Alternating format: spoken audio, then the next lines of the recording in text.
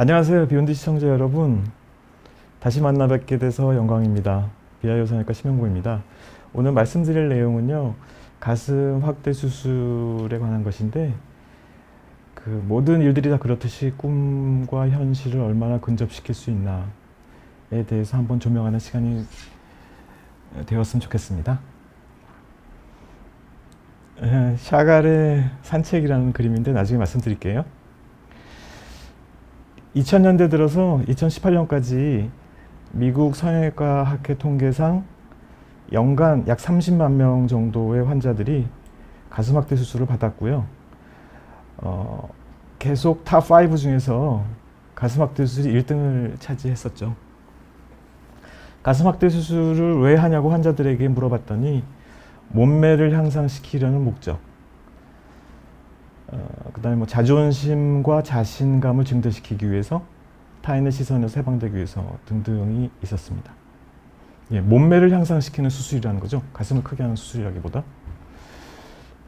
의사의 그 시선에서 봤을 때 가슴 확대 수술의 목적은 조금 다릅니다.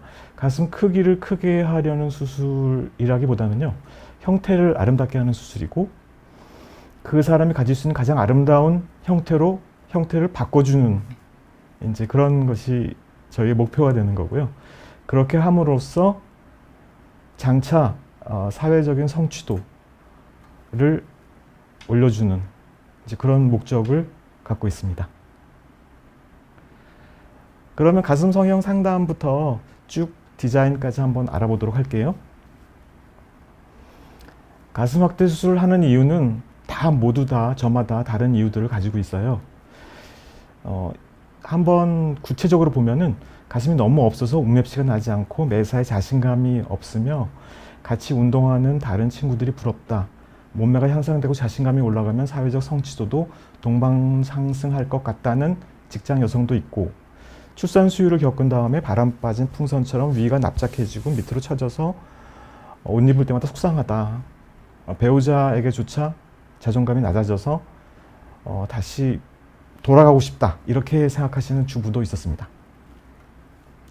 상담의 체크 요소는 환자 측의 체크 요소와 의사의 체크 요소, 그리고 공통적인 체크 요소들이 있는데 하나씩 자세히 볼게요. 먼저 환자를 검진할 때 골격이 있습니다. 이 갈비뼈가 만드는 골격인데요. 이 골격이 원래는 이렇게 편편하게 있고 그 위에 가슴이 형성되는 것인데, 어떤 사람은 이 갈비뼈 이렇게 뒤로 이렇게 누워 있죠. 이것을 저희가 새가슴이라고 부르고요. 그 다음에 갈비뼈가 오히려 이렇게 안쪽으로 이렇게 모여져서 오목한 형태를 이루는 경우를 오목가슴이라고 해요. 전부 다 정상적인 형태는 아니고요. 그 다음에 이렇게 한쪽은 각도가 한쪽은 기울어져 있고 한쪽은 안쪽으로 쏠려 있는 이런 식의 형태를 가질 수도 있습니다. 이것을 이제 비대칭 골격이라고 하는데, 주로 척추 측만증을 가진 여성들에게서 이런 일이 생기게 돼요. 이 척추에서 갈비뼈가 이렇게 나오기 때문에 이 척추가 똑바르지 않을 경우에 대부분 이런 현상이 생기게 됩니다. 이런 골격 형태가 나중에 이 위에 보형물이 올려졌을 때 가슴 형태를 크게 좌우할 수가 있어지는 것이죠. 환자분들이 이제 크기에 대해서 많이 궁금해 하시는데요. 크기를 대부분의 환자들은 본인이 어떤 크기가 되고 싶으세요? 라고 했을 때 잘 모릅니다. 그러니까 듣기로는 C컵이 좋다고 하는데요. 그런데 C컵이 어느 정도 되는지 아세요? 라고 했을 때 환자분들이 대부분 잘 모르세요. 그래서 이런 표를 만들어서 B가 됐을 때는 다른 사람이 봤을 때 이렇게 보이고, C가 됐을 때는 외부에서 봤을 때 이런 식으로 보이고, D가 됐을 때는 이런 식으로 보입니다. 라고 이제 설명을 하기 위한 표예요. 그래서 이것을 보고서 이 정도가 되면은 괜찮을 것 같다. 나는 B하고 C의 중간 정도가 되고 싶어요 라고 하면 B하고 C의 중간 정도 크기는 한 이 정도가 되거든요. 그래서 이 정도를 아마 다른 사람이 보기에 보일 겁니다. 이렇게 설명을 해드리고 있어요.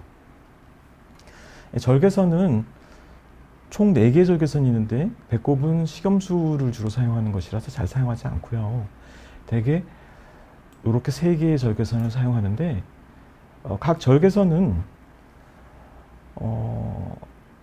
이론적으로는 모든 절개선의 수술 결과는 동일하게 나와야 돼요. 왜냐하면은 그 의사가 판단해서 이 환자에게 가장 적절한 절개선을 골라줬다고 봤을 때 그렇다는 것이죠.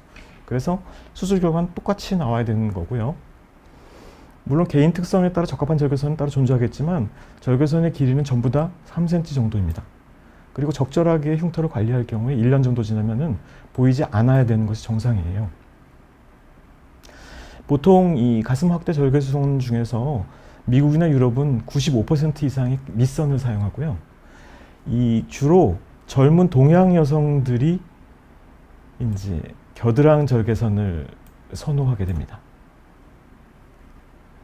절개선의 선택 요령은 이제 여러 가지 인자가 되게 복잡해요. 그러니까 연령이 나이가 어린 미혼 여성일수록 겨드랑 절개선을 쓰죠. 왜냐하면 이 가슴의 미용 유닛 쪽에는 흉터가 없는 게 더 부담이 적잖아요. 그래서 나이가 어린 미혼 여성, 그 다음에 크기가 커지면 커질수록 가슴 밑선 절개선이 덜 보이게 되니까 크기를 크게 하면은 밑선 절개선이 유리할 수 있어요. 또 원래 밑선에 주름을 가지고 있는 경우가 있죠. 처진 가슴이라든지 이제 원래 타고난 그 밑선이 접혀 있는 사람들은 그 절개선을 쓰는 게 가장 덜 보이거든요. 그래서 원래 있는 절개선을 쓰는 것이 좋고요. 그 다음에 이제 가슴 형태가 특수한 경우, 원래 처진 가슴으로 태어나는 경우도 있고 튜브형 가슴이라는 경우, 이런 경우는 또 유륜 절개선을 쓰는 것이 최선입니다. 직업이나 뭐 패션, 복장, 그다음에 사는 지역들도 문제가 될 수 있어요. 예를 들어서 하와이 해변에 사는 사람은 노상 수영복만 입고 살 거 아니에요. 그럴 경우에 이제 절개선의 선택이 다를 수 있고, 또 직업 모델이나 연예인 같은 경우는 또 겨드랑 절개선을 썼을 경우에 일을 할 때 약간 불편한 일이 생길 수도 있거든요. 또 수술하고 나서 바로 일을 해야 되는 경우는 겨드랑 절개선이 좀 더 통증이 있고 팔을 움직이기가 힘들 수도 있거든요. 그래서 이제 그런 것들을 종합적으로 판단해서 가장 적절한 절개선을 추천해 드리게 됩니다. 뭐니 해도 제일 중요한 건 이제 개인적으로 어떤 절개선을 선호하느냐 이제 하는 것이 될 것 같고요. 보형물이 들어가는 층은 이것이 이제 해부학에서 보는 대흉근이고요. 이 대흉근을 떼어내고 나면 이 안쪽에 갈비뼈가 보이게 됩니다. 그래서 근육 밑이라는 층은요, 이 대흉근의 아래 갈비뼈 위에 보형물이 이렇게 올려지는 것을 말하고, 다른 말로는 이중평면이라고도 하는데 이것이 근육 밑층이 됩니다. 또 이 근육의 위쪽에 보형물이 들어가는 경우가 생기는데요. 그것을 근육 위라고 하지 않고 대부분 요즘은 근막 밑이라고 얘기를 하고 있어요. 그래서 주로 이중평면이나 근막 밑층 중에서 선택을 하게 되는데, 가능하면 근막 밑을 쓰는 것이 좋습니다. 왜냐하면은 이 근막 밑이라는 층은요, 원래 여성의 정상적인 가슴의 위치가 돼요. 원래 진짜 그 여성의 가슴은 생리적으로 근육의 위쪽에 존재하기 때문에 근육의 움직임에 영향을 받지가 않아요. 그리고 근육 손상도 없죠. 또 통증도 되게 적고 출혈도 적고 가장 정상적인 위치가 되겠습니다. 하지만 모든 사람이 이렇게 할 수 있는 게 아니죠. 왜냐하면 이 보형물 앞쪽에 덮는 살이 너무 얇을 경우는 어쩔 수 없이 근육을 떼서 이렇게 앞으로 이렇게 널어주는 수밖에 없거든요. 마치 생선초밥처럼. 이렇게 하지 않으면 너무 보형물이 비쳐 보이거든요. 그래서 어쩔 수 없는 경우에는 이렇게 근육을 뒤에서 떼서 앞으로 옮기는 경우가 생기는데, 한국 여성에는 되게 많아요. 이런 경우가. 실제적으로 근육 손상이 발생하게 되고요. 통증, 출혈 등이 있게 되고 정상적인 위치는 아닙니다. 왜냐하면 근육이 꿈틀거릴 때마다 가슴이 같이 따라서 움직이게 되거든요. 그래서 가능하면 이렇게 하려고 해드리고 있고, 이게 안 될 경우는 이제 어쩔 수 없이 차선책으로 근육 밑쪽을 쓰게 되겠습니다. 이 근육 밑에 이제 있는 거고, 원래는 근육 밑에는 갈비뼈만 있어야 되는데 이렇게 비정상적인 위치로 보형물이 들어가게 되는 거고요. 원칙적으로는 이렇게 근육 위쪽에 근막 밑으로 이렇게 보형물을 삽입하는 것이 가장 생리적이고 정상적인 위치가 되겠습니다. 이 보형물의 종류가 뭐 여러 가지가 있지만 지금 현재는 사실 별로 없어요. 지금 현재 허용된 것이 3세대하고 6세대 스무드만 허용이 되어 있는데, 지금 현재 가장 좋은 것은 이제 퍼포먼스가 제일 좋은 것이 6세대 신형 스무드고요. 이제 대표적인 게 이제 모티브 보형물이 되겠습니다. 3세대 보형물과 6세대 보형물은 이 나온 시기로 분류하는 게 아니고요. 보형물에서 제조를 할 때 그 표면을 처리하는 방식에 따라서 분류하는 거라서 지금 만든 보형물도 3세대로 분류가 되는 거예요. 그래서 이 6세대로 분류된 보형물은 이제 얼마 전에 네이처지에서 이제 발표된 논문처럼 표면의 그 굴곡, 에버리지 러프니스가 약 4마이크론 정도가 됐을 때 주변에 염증이나 이물 반응이 적고 가장 안전하게 사용할 수 있다라는 그런 논문처럼 이 6세대 보형물이 이제 그거에 가장 부합하고요. 3세대는 실질적으로 6세대와는 기능적으로 문제가 좀 있는 것으로 저희가 이제 예를 들어서 3, 4, 5세대 보형물을 사용할 때는 환자분에게 그 수술 후 부작용 발생률이 약 10% 정도에 달한다. 이렇게 설명을 했었습니다. 그런데 지금 현재 6세대는요. 수술 후 부작용 발생률을 1% 미만이라고 얘기하고 있어요. 여기서도 봐서 이 3, 4, 5세대, 6세대의 부작용 차이가 거의 10배에 달한다는 걸 알 수 있고요. 또 하나는 이 3, 4, 5세대를 사용할 때 저희가 수술 시에 사용하는 그 수술 승낙서 있잖아요. 거기에 사인할 때 거기에 이렇게 써 있습니다. 이 보형물은 약 10에서 20년 정도를 사용하실 수 있습니다. 이렇게 써 있거든요. 그런데 지금 현재 사용하는 6세대는 이 3, 4, 5세대보다 수명이 약 2배 이상 더 긴 걸로 지금 되어 있거든요. 따라서 이 3, 4, 5세대, 6세대는 그 기능이나 성능 면에서 상당히 많은 차이가 나는 것으로 되어 있기 때문에 저희가 6세대를 추천하는 것입니다. 또 이제 그 문제가 되었던 4, 5세대의 장액종이나 임파선 발생률도 0%이기 때문에 이제 안전하게 저희가 판단을 하는 것이죠. 보형물을 선택할 때 이제 이걸 환자분들이 굉장히 요즘 많이 연구를 하시고 찾아보고 저희한테 물어보세요. 어떤 식으로 보형물의 크기와 형태를 선택하는지 알고 싶어 하시더라고요. 이게 아마 요즘 세대와 옛날 세대 차이, 옛날 세대는 그냥 뭐 알아서 사이즈를 맞춰달라든지 그냥 크게 해주세요. 지금은 그게 아니고 가로, 세로, 높이가 어느 정도 되는 보형물을 사용하는지를 되게 구체적으로 알고 싶어 하세요. 그래서 이걸 한번 보여드리려고 제가 갖고 나왔는데요. 이 보형물을 선택할 때 가장 중요한 그 팩터는 그 보형물의 이 보형물이 이렇게 있으면은 이 보형물의 이 직경이 있죠. 그 다음에 이제 이 높이가 있습니다. 이 보형물의 직경을 결정하는 것이 이제 바로 가슴 폭이 돼요. 환자는 다 그 환자 자신의 고유의 가슴 폭을 가지고 있어요. 그래서 그 가슴 폭에 맞는 보형물의 직경을 쓰는 것이 되게 중요하거든요. 이게 1번이고요. 가장 중요한 것이 되겠습니다. 그 다음에 그거에 맞춰서 밑선이 들어갈 위치를 정하고 그 다음에 그 보형물의 윗선이 들어갈 위치를 정하고 그 다음에 보형물이 어느 정도의 돌출을 만들 것인지를 또 결정합니다. 그렇게 되면 자연적으로 볼륨이 계산이 돼요. 이런 식으로 보형물의 선택의 순서도가 되겠습니다. 먼저 병원에 내원을 하시게 되면은요, 3D 컴퓨터 촬영을 해서 환자의 체형을 분석하게 되는데 이런 식으로 이제 사진을 찍어서 봅니다. 이 환자는 이제 우리가 예로 가져 나온 환자분인데요. 일단 보기에 되게 밋밋한 체형을 가지고 있죠.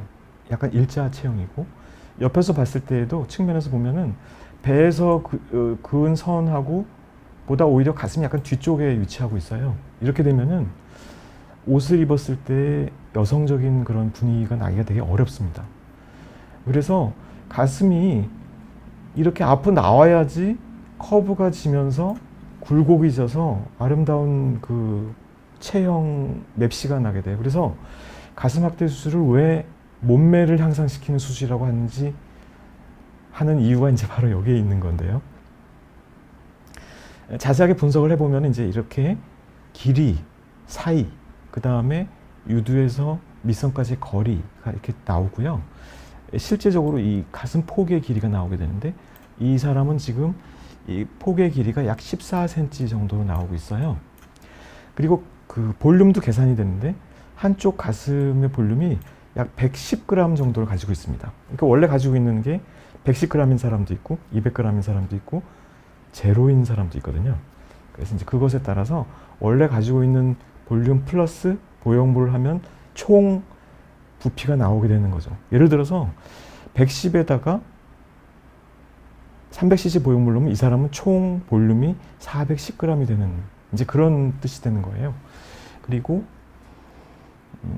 밑선의 차이를 보면 밑선이 왼쪽 밑선이 4mm 더 밑에 위치하고 있는 걸 알 수 있고요. 그리고 왼쪽 그 갈비뼈가 약간 더 위로 올라가 있죠. 이제 이런 것 때문에 그 왼쪽의 볼륨이 약간 더 큰 것처럼 이렇게 보이게 됩니다. 이분은 출산을 한번 하셨고요. 그 다음에 키와 체중에 맞춰서 본인이 이제 C컵 정도를 하고 싶다고 하셨어요. 이 사람은 원래 가지고 있는 볼륨이 약 110g을 가지고 있기 때문에 보통 C컵 정도가 되려고 그러면은 총 볼륨이 약 450g 정도가 돼야지 C컵이 나온단 말이죠. 그럼 대략적으로 여기서 110을 빼면 이 사람이 추가로 필요한 볼륨이 약 340g 정도가 될 것이다 라는 것을 우리가 계산할 수 있죠. 그 다음에 이제 이 피부 두께를 봅니다. 30에서 10 정도의 피부 두께를 가지고 있어요. 그 다음에 왼쪽에 함몰유두도 가지고 있었습니다. 이 사람의 그 가슴 폭이 14cm 정도 갖고 있었고 양쪽에서 피부 두께를 빼면 실제 들어갈 보형물의 직경은 12cm 정도의 보형물 직경을 사용할 수가 있어요. 이 보형물의 직경이 얼마나 중요한지 보시죠. 이 사람이 12cm 정도의 보형물의 직경을 썼을 때와 그거보다 훨씬 작은 보형물의 직경을 썼을 때 가슴의 형태가 완전히 다르다는 걸 알 수 있죠. 이렇게 자기 가슴 폭에 맞지 않는 직경을 쓰면은 이 가운데 이렇게 많이 벌어지면서 형태가 좋지 않은 형태가 되고요. 딱 맞는 직경을 쓰게 되면은 꽉 찬 이런 느낌을 가지게 됩니다. 그래서 이 직경이 굉장히 중요한 이제 그런 걸 보여드리는 거고요. 그 다음에 이제 직경을 맞췄으면 그 다음에 돌출 정도를 어느 정도로 할지 이 보형물이 돌출 정도가 이렇게 보형물이 커지면 점점 돌출 정도가 올라가게 돼요. 그래서 이분이 정상적인 돌출을 했을 때와 낮은 돌출 정도 프로젝션이 낮다고 하고요. 프로젝션은 이제 하이 높은 보형물을 썼을 때 가슴 형태가 이런 식으로 달라지는데 보기에도 중간 정도의 돌출을 쓰는 것이 같은 직경일 때 가장 형태가 좋아 보이죠. 중간 정도의 돌출을 쓰는 게 좋을 것 같다는 판단이 됩니다. 그래서 이 사람의 보형물 직경에 따라서 밑선의 거리를 이렇게 표가 있거든요. 그래서 밑선의 위치를 갖다 알 수가 있고 그 예외 조항에 해당되는지 쭉 살펴봐서 예외 조항이 없으면 그냥 밑선의 위치를 결정하게 됩니다. 그래서 이분이 직경이 보형물의 직경을 12를 쓰기로 했죠. 그 다음에 중간 정도의 프로젝션을 썼을 때 보통 보형물의 직경과 높이가 약 3대 1 정도를 쓰거든요. 그래서 10이면 보통 그 평균 높이가 한 4cm 정도 돼요. 그렇게 됐을 때 이 중간 정도의 프로젝션에서 이 사람이 가지는 보형물의 크기는 340. 아까 말씀드린 대로 110 더하기 340 하면 450이 되면 C컵이 되는 게 맞죠. 그래서 이런 식으로 맞춰 나가는 겁니다. 마치 퍼즐을 풀듯이 맞춰 나가는 거예요. 그리고 그 보형물이 원형일 경우에는 약간 이런 커브가 되고 물방울형일 경우에는 약간 이런 커브가 된다라는 얘기가 있었었죠. 근데 지금은 이거는 잊어버리셔도 될 것 같습니다. 왜냐하면 역사의 뒤안길로 사라졌거든요. 이 물방울 보형물은 현재 금지 보형물에 해당되고요. 사용할 수 없습니다. 다행히 지금 나오는 6세대 신형 보형물은 누우면은 원형을 유지해 주고요. 그 다음에 서면은 물방울 형태가 되기 때문에 이제 굳이 물방울 보형물을 생산할 필요가 없어진 것 같기도 하고요.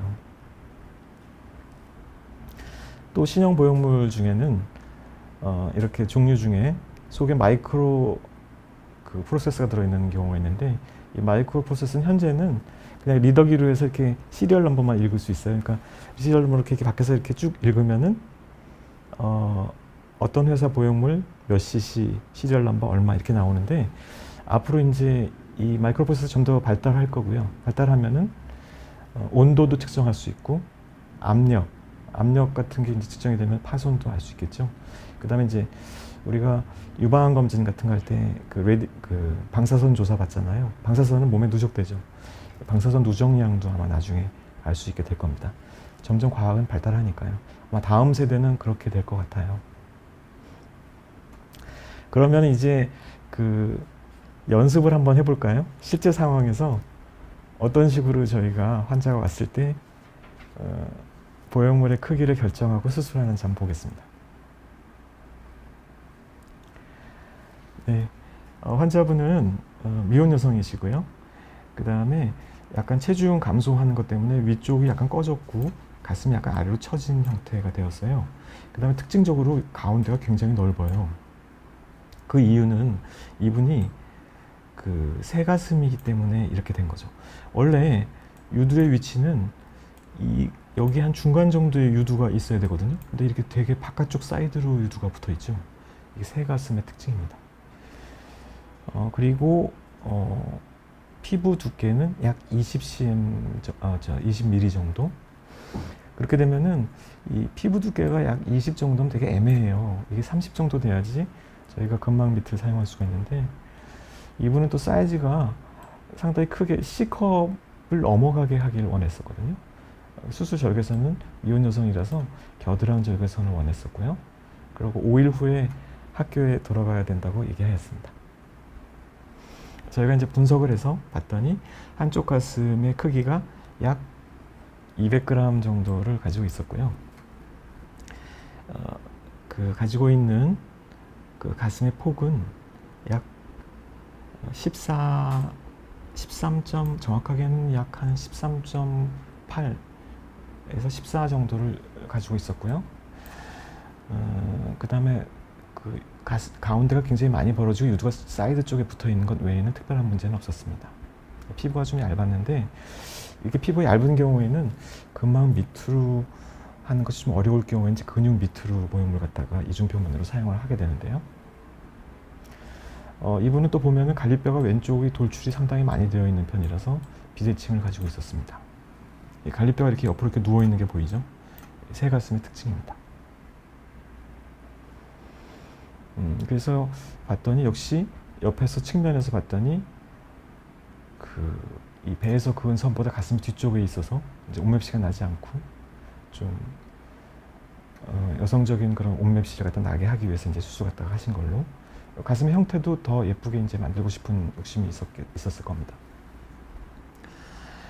해서 저희가 이제 아까 계산한 대로요, 아까 그 보형물의 직경을 약 11.5 정도, 왜냐하면 이제 가슴 폭이 되게 좁거든요.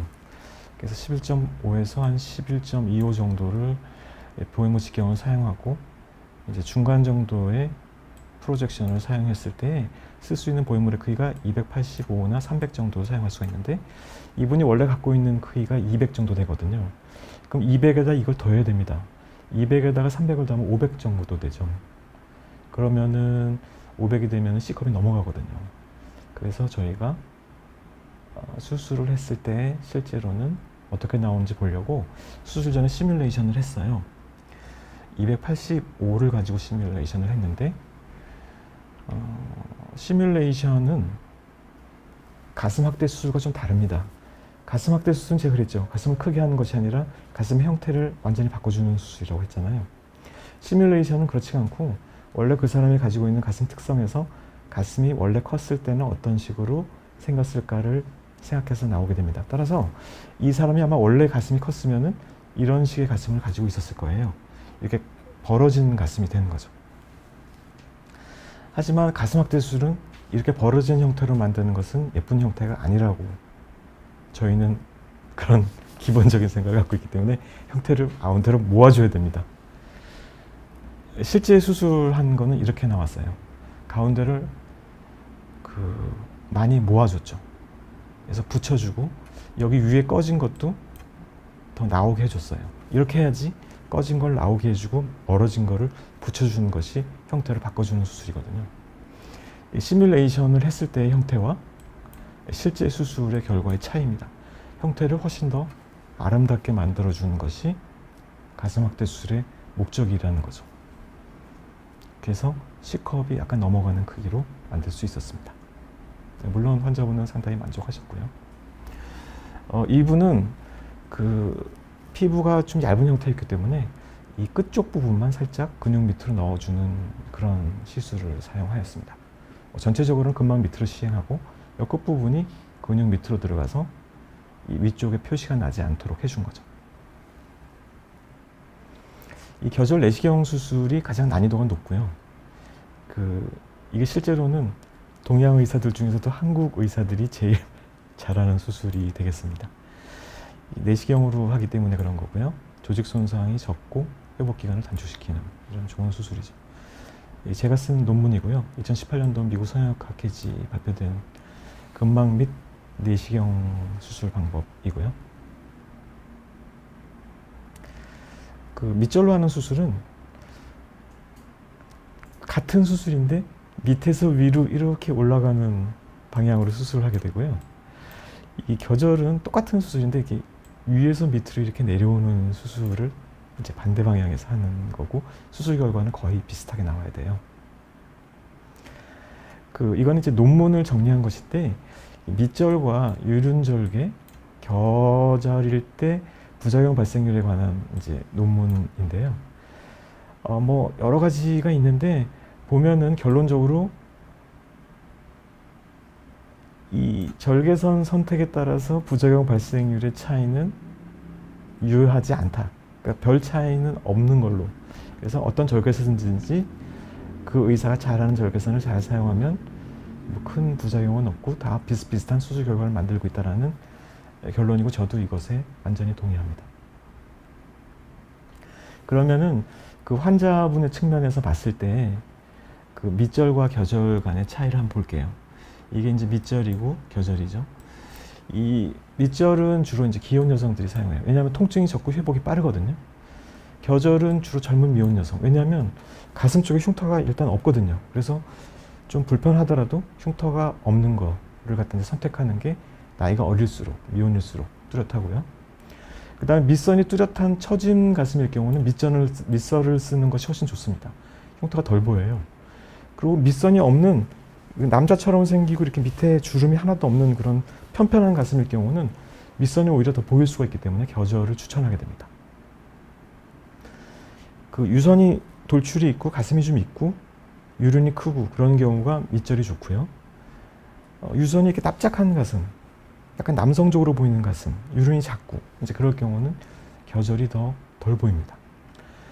가슴이 크게 하면 크게 할수록 밑절이 더 유리하고요. 더 어두워지고 밑에가 잘 안 보이거든요. 그 다음에 사이즈를 작게 할 때는 겨절을 쓰는 게 좋아요. 예전에는 밑절을 쓰는 이유로서 이제 의사들이 추천을 할 때 나중에 혹시 재수술을 하게 되면 밑선으로 하는 게 훨씬 좋습니다. 라고 수술을 했었거든요. 근데 지금은 그렇지 않아요. 6세대 보형물은 나중에 수술할 때 뭐 피막 제거나 이런 거 하지 않거든요. 그냥 보형물만 교체하는 수술을 하게 되기 때문에 재수술을 나중에 뭐 수십 년을 하더라도 다 겨드랑이로 다시 재수술을 하게 돼요. 그래서 굳이 밑선을 써야 될 이유가 없어지는 거죠. 6세대 보형물을 썼을 경우에는. 그 다음에 뭐 어떤 수술을 하든지 이중평면도 쓸 수 있고 근막 밑 수술도 다 할 수 있어요. 겨드랑이는 이제 내시경 쓰니까 난이도가 높으니까 겨드랑이 내시경 잘하는 의사한테 하셔야 되고요.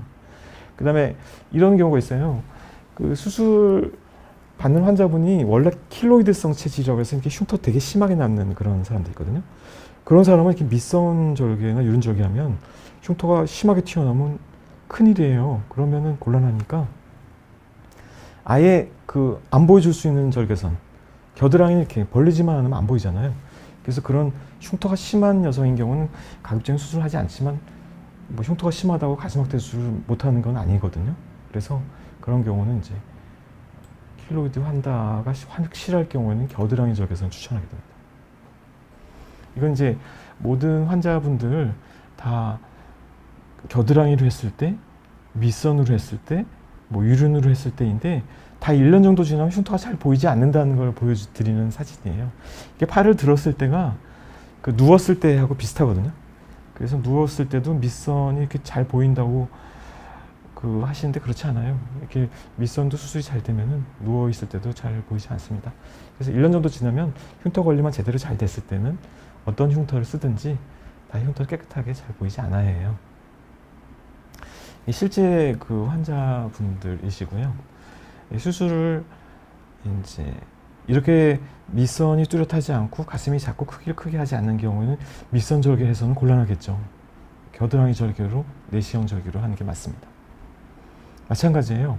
이렇게 마르고 피부가 얇고 그러면 이제 근육 밑 이중평면을 쓰게 되고요. 밑선이 뚜렷하지 않죠. 이렇게 밑선이 거의 없고 납작한 가슴 이런 경우에는 겨드랑이 절개를 쓰는 것이 맞습니다. 네, 이렇게 가슴이 어느 정도 있고 유륜도 어느 정도 크기가 되고 이런 경우는 이제 밑선을 쓰면은 큰 문제가 없고 기혼 여성이시고요. 기혼 여성들은 대부분 이제 배우자분이 수술하실 거 아시거든요. 그래서 보통 1년 정도 지날 때까지는 흉터가 보인다고 할 수 있는데 1년 정도 지날 때까지만 배우자가 양해해 주시고 기다려 주시면 되는 거기 때문에 밑선을 쓰는데 아무 문제가 없습니다. 또 수술하시고 나서 이제 빨리 아기도 보셔야 되고 집안일을 빨리 하셔야 되는 입장에 있잖아요. 수술하고 나서 바로 다음날 아기 봐야 되고 이러면은 빨리 회복되는 팔을 빨리 움직일 수 있는 밑선을 쓰는 게 더 유리하죠. 그래서 밑선 절개를 추천하게 됩니다. 이런 경우도 마찬가지고요. 이렇게 밑에 밑선이 뚜렷하지 않고 그럴 경우에는 이분은 이제 기혼 여성이신데 겨드랑이 절개를 원해서 겨드랑이로 하는 경우가 되겠고요. 이 경우는 이제 환자분이 사실 이 경우는 또 의사가 추천을 겨드랑이로 했는데 본인이 굳이 밑선으로 하시겠다. 그래서 이제 밑선으로 이제 수술하는 경우가 됩니다. 겨드랑이 절개건 밑선 절개건 보시면 그렇게 가슴 형태 차이가 나거나 그러진 않는다는 걸 아실 수 있을 거고요. 이런 경우는 이제 가장 밑선 절개가 적합한 겨드랑이 절개로는 사실 할 수가 없는 겨드랑이 절개는 왜 할 수가 없냐면은 겨드랑이 절개는 처진 가슴 교정이 잘 되지 않아요. 따라서 이렇게 처진 가슴을 가지고 있을 때 교정을 하시려면 반드시 밑선 절개나 유륜 절개를 써야 되는 거죠. 이분은 이제 밑선 절개와 유륜 절개 중에서 밑선 절개를 한 거고 원래 있는 절개선을 원래 있는 주름을 갖다 써서 수술한 경우가 되겠습니다. 이 가슴 확대 수술은 이제 최신 직연이라고 해서 요즘 유행하는 걸 보면은 이상적인 보형물 6세대 신형 스무드 보형물을 쓰는 거고요. 이상적 공간, 근막 밑이 가장 이상적인 공간이 됩니다. 그 다음에 무균 수술, 수술할 때 켈러 퍼넬 같은 거 써서 보형물이 피부에 전혀 닿지 않고 무균적으로 들어가는 것이 되게 중요해요. 요즘은 개념이 균이 들어가서 염증을 일으켰을 때 그 염증이 구형 구축도 발생시키고 그 염증이 더 만성화됐을 경우에 주변에 장액종을 만들고 임파선에 염증을 만들고 이제 이런 식으로 진행이 되는 걸로 되어 있거든요. 그래서 이 무균 수술의 중요성은 너무너무 중요하다고 할 수 있겠습니다. 그 다음에 이제 통증을 죄송합니다. 최소화시키기 위해서 이제 우리가 모든 방법을 총동원해서 출혈을 최소화하고 통증을 최소화하고 이렇게 하면은 이제 해모백이 사라지게 되고요. 회복 기간이 짧아지게 되죠. 또 요즘은 가슴 수술할 때 수면 마취도 많이 사용하고 경막 외의 마취라고 해서 왜 제왕절개 수술할 때 하는 하반신 마취도 써서 가슴 확대 수술을 하는 경우도 꽤 많이 있어요. 초음파 검진이 가장 중요해요. 보형물 쓰는 수술을 할 때에는 수술 후 이제 일정 기간이 되면 초음파 검진에서 내부의 건강 상태도 반드시 체크를 갖다 해줘야 됩니다. 이렇게 해서 이제 수술하고 1년이 돼서 초음파 검진을 하게 되면 이제 수술이 끝나는 거죠. 확대 수술의 이제 회복 기간은 이제 1시간 수술하고요. 수술 후 2시간 정도 경과 관찰하고 당일 퇴원하시게 되고 다음 날은 샤워 못 하고요. 다다음 날부터 샤워를 할 수가 있어요. 샤워를 하루 못 하게 되고요. 샤워하시면 출근할 수 있고요. 다음 날 되면 이제 운전도 다 가능하고요. 2주 정도는 스포츠 브라, 병원에서 이제 스포츠 브라를 제공하니까 그거 착용하시면 되고 2주 지나면 그 다음에는 그냥 와이어가 있건 없건 상관없이 일반 브라 사용하시면 되고요. 그리고 이 가슴 수술은 하반신 운동과는 상관없어요. 그래서 상체 운동은 상관없고 4주가 되면 이제 상체 근육 운동을 시작하셔도 되고, 상체 근육 운동은 항상 이런 식으로 계단식으로 이렇게 올려서 1주, 2주, 3주, 3주 웨이트를 올려서 한 달이 되면 최대 운동량을 쓰시면 됩니다. 흉터 관리 프로토콜이 있어요. 그것대로 따라서 쭉 해주시면 되고, 보통 1년이 되면 흉터는 잘 보이지 않아야 하고요. 1년이 됐을 때 초음파 검진에서 내부 건강 상태를 확인하면 모든 과정이 다 완료가 되겠습니다. 저희 되게 저희 환자분들 중에 따님하고 어머님하고 같이 수술하는 경우가 되게 많아요. 지금은 굉장히 많아서 저희가 이제 모니어 클럽이라고 이름을 붙여놨는데, 이 어머님이 이제 수술하시고 나서 이제 본인이 여러 가지 이득을 보고 따님에게 추천하는 경우들이 되게 많았거든요. 근데 되게 요즘에는 따님이 수술한 다음에 어머님들이 되게 젊으셔가지고 요즘은 하는 경우도 꽤 많이 있어요. 이 경우는 따님이 이제 어머니 먼저 수술하신 다음에 따님에게 권했던 경우인데요. 저희가 한번 따님 얘기 먼저 한번 들어볼게요. 아플까봐 통증이나 이런 거 걱정을 했었는데 너무 감사드립니다. 이게 이제 수술 후에 본인이 느끼신 거를 얘기를 해주셔가지고 저희가 그냥 통증도 이제 덜했고 이런 얘기를 아프지 갖다가 않아서 더 놀랐어요. 너무 다시 한번 감사드릴게요. 그리고 이제 또 어머님이 또 말씀해 주신 게 있거든요. 어머님 저는 얘기도 이제 한번 들어볼게요. 수술을 여기서 처음에 하게 된 계기도 이제 신원장님의 어떤 신뢰도 이런 것들을 지금 수술 듣고 받는 다른 와서 분들이 수술을 하게 된 궁금하다고 케이스인데요. 정말 놀란 건 수술 직후가 정말 굉장히 걱정 많이 했거든요. 말씀해 주셔서. 아플까봐. 근데 1시간 정도 조금 불편한 정도 있다가 바로 너무 일상생활 감사드릴게요. 할 수 있는 정도의 어떤 그런 몸 다시 한번 상태가 되니까 너무 그래서 이제 저희가 지금 가슴 확대 수술에 대해서 쭉 얘기를 갖다 드렸고요. 이 가슴 확대 수술은 이제 말씀드린 것처럼 가슴을 크게 하는 수술이 아니라 형태를 아름답게, 그 사람이 가질 수 있는 가장 아름다운 형태를 변화시켜주는 수술이고, 모녀 사이에 서로 추천할 수 있을 만큼 굉장히 이득이 큰 수술이라는 거를 아셨으면 좋겠어요. 되게 사람들이 가슴 확대 수술에 대해서 이제 약간 편견을 가지신 분들인데, 실제로 그런 분들이 생각하시는 그런 것과는 전혀 다른 측면을 가지고 있다는 걸 알아주셨으면 좋겠고요. 오늘도 이제 지금까지 되게 지루한 얘기 잘 들어주셔서 너무 감사드립니다. 오늘도 그림에 대해서 말씀드릴게요. 저는 이거 그림 보는 게 되게 제 취미 생활 중에 하나인데, 오늘 말씀드릴 그림은 샤갈이에요. 러시아 화가이고요. 샤갈이 1917년도에 그린 프로메네이드라는 그림인데, 산책이란 뜻입니다. 이제 부인과 산책하는 그림인데요. 이 그림을 그렸을 때 샤갈은 결혼 2년 차였고 첫째 딸이 태어났을 때라서 본인이 최고조의 행복감을 느낄 때였다고 해요. 샤갈은 첫사랑하고 결혼했어요.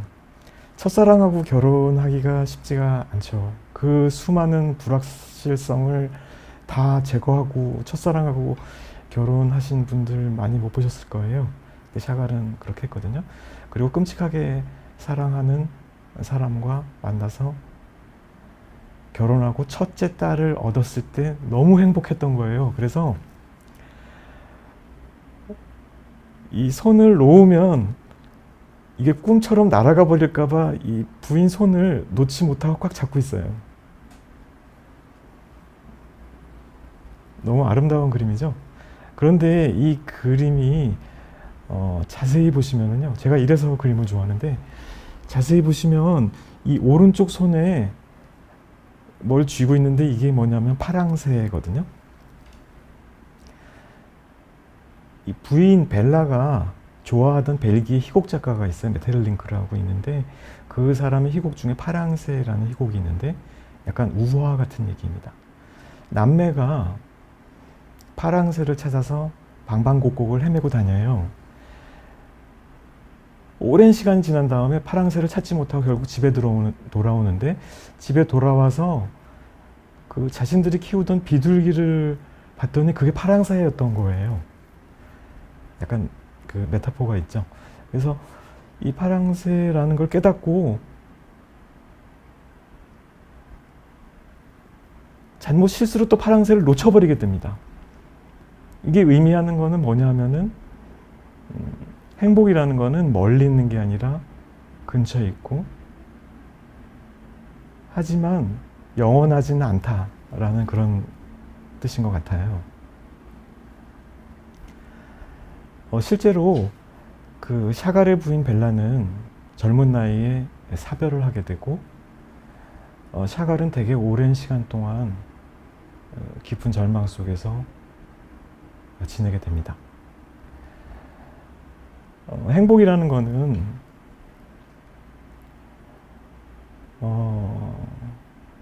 우리가 추구해야 될 목표라기보다는요, 함께 걸어가는 길 옆에 피어있는 들꽃 같은 거인 것 같아요.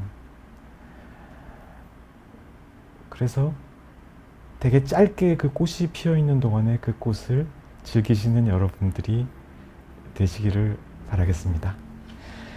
저희 환자분이 되게 정성껏 손편지에다가 적어주신 시가 이 그림하고 너무 잘 맞아가지고요.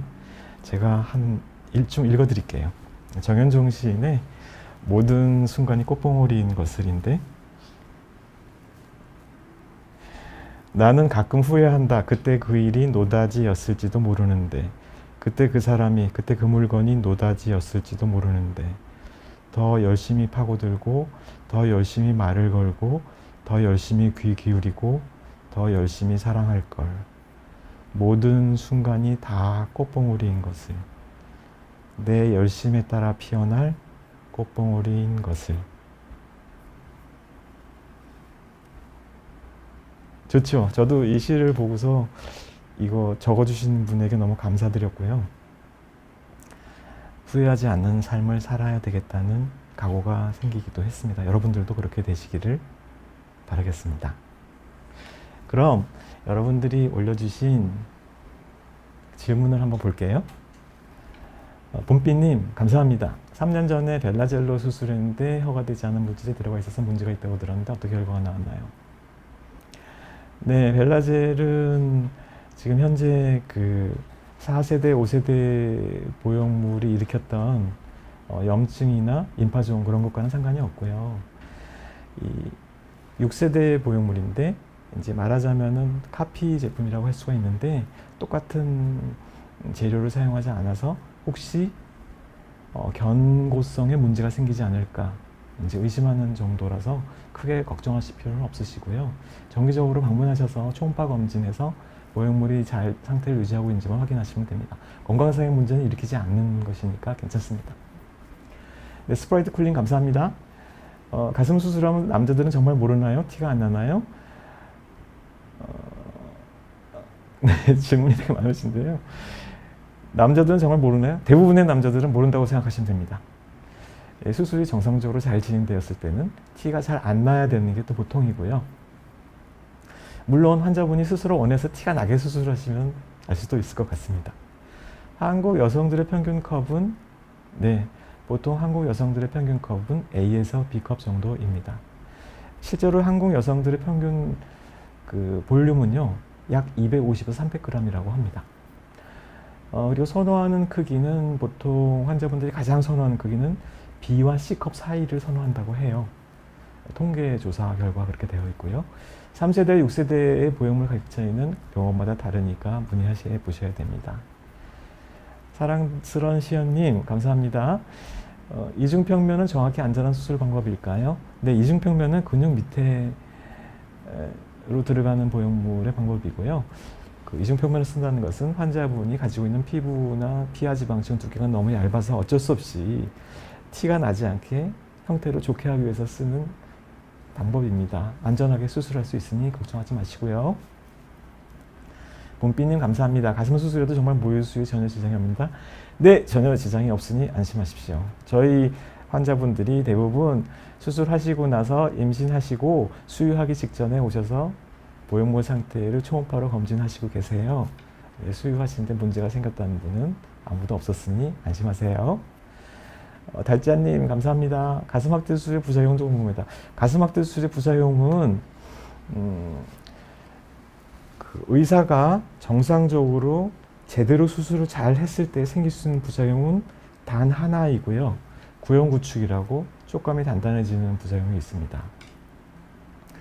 그 촉감이 단단해지는 구축이라는 부작용의 그 비율이 저희가 3, 4, 5세대 보형물을 사용할 때는 그 수술 승낙서에다가 수술 후 부작용 발생률, 구축 발생률이 10%에 발생할 수 있습니다라고 썼었어요.